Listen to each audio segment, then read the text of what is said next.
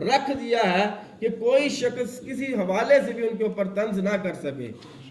تو آج تک کوئی بھی شخص حضور کی ذات کے بارے میں اگر کسی نے کوئی عیب یا کوئی نقص نکالا ہے نا تو اس کا اپنا ہی بیڑا غرق ہوا ہے۔ حضور کی شان تو ہر لمحے بلند ہو رہی ہے، سبحان اللہ، ہر گھڑی حضور کا ذکر بلند ہو رہا ہے۔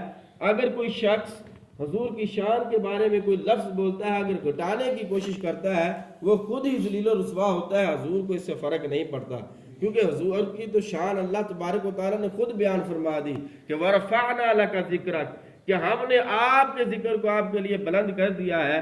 تو جس شخص کی، جس ذات کی جو ہے شان وہ اللہ رب العزت بلند فرما رہا ہے، تو ہم جیسی جو مخلوق ہیں وہ حضور کی شان کیسے گھٹا سکتے ہیں؟ یہ کیسے ممکن ہے کہ خالق ہو کر جو حضور کی شان بڑھا رہا ہے، مخلوق اب اس کو کم نہیں کر سکتی۔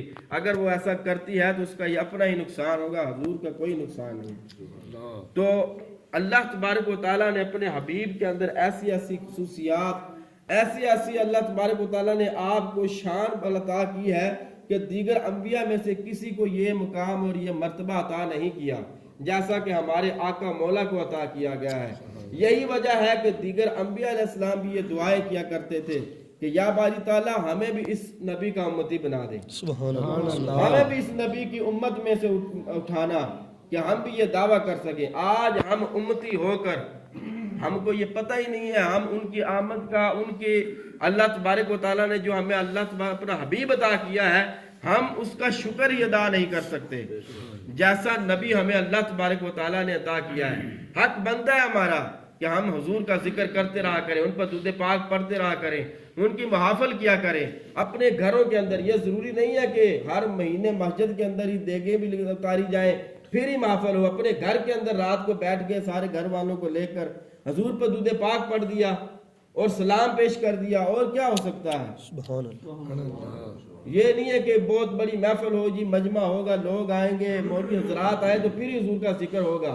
حضور کا ذکر تو ہر وقت ہو سکتا ہے، ہمیں کرنا چاہیے، کیونکہ اللہ تبارک و تعالیٰ نے ہمیں ایسے نبی عطا کیے ہیں، ایسے نبی عطا کیے ہیں جو کسی اور کو عطا نہیں کیے۔ حضرت موسیٰ علیہ السلام نے جب آپ کا ذکر اور آپ کی امت کا ذکر پڑھا تھا نا، آپ کی امت کا، حضور کا ذکر بھی نہیں، تو کہنے لگے کہ یا باری تعالیٰ یہ امت اگر مجھے عطا کر دے تو کیا تھا؟ تو اللہ تبارک و تعالیٰ فرماتا ہے کہ یا موسیٰ نہیں، یہ امت میں نے اپنے آخری نبی کے لیے بنائی ہے۔ تو جس امت کی یہ شانیں ہیں تو اس نبی کی کیا شان ہوگی؟ تو پھر موسیٰ علیہ السلام بھی کہہ اٹھے تھے کہ یا باری تعالیٰ پھر مجھے اس نبی کا امتی بنا لے۔ سبحان اللہ، سبحان اللہ، نہیں کر سکتا تو مجھے اس نبی کا امتی بنا دے۔ تو ایسا نبی اللہ تبارک و تعالیٰ نے ہمیں عطا کیا ہے، ہم ہی ناشکرے ہیں کہ ان کی قدر نہیں کر رہے۔ ان کی قدر کرنے والے علماء نے لکھا وہ مدینے کے اندر ہی سو گئے ہیں، وہ وہیں پر رہ گئے ہیں۔ حضور کے عاشق وہی تھے کہ جو حضور کی ہر ادا کو دیکھا کرتے تھے، ہر ادا کو ادا کیا کرتے تھے۔ حضرت سیدنا عثمان غنی کہیں پر جا رہے تھے تو صحابہ کے ایک جماعت بھی آپ کے ساتھ تھی، تو ایک جگہ پر آپ نے وضو کیا اور پھر چکر لگایا یا غالباً ہنسنے لگے، تو دیگر احباب نے پوچھا کہ امیر المؤمنین کیا ماجرا ہے؟ آپ وضو فرما رہے ہیں، پھر آپ ہنس بھی رہے ہیں، آپ نے چکر بھی لگایا ہے۔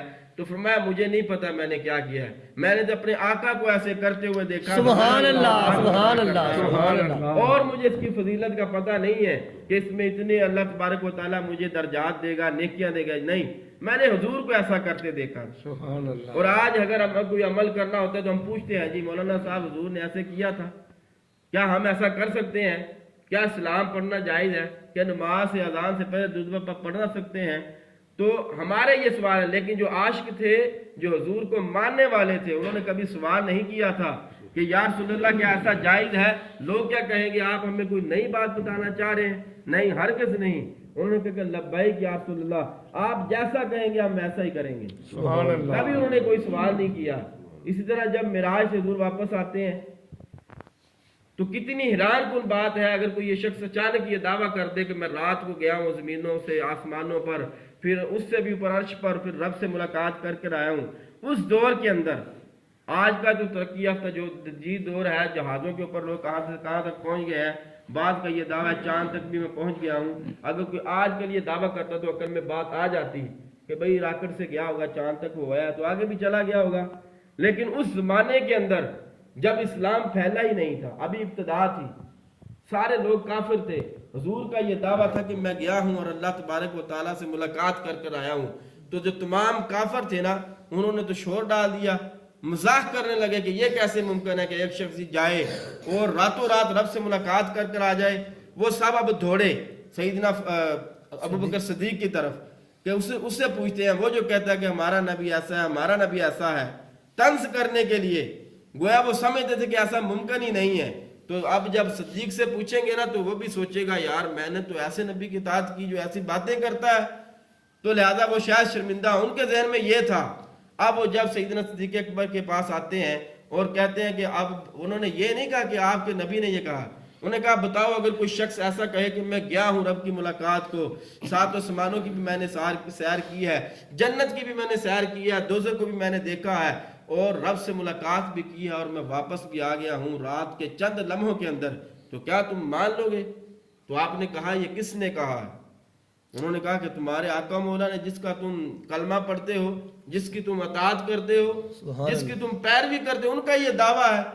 آپ نے فرمایا اچھا انہوں نے کہا ہے؟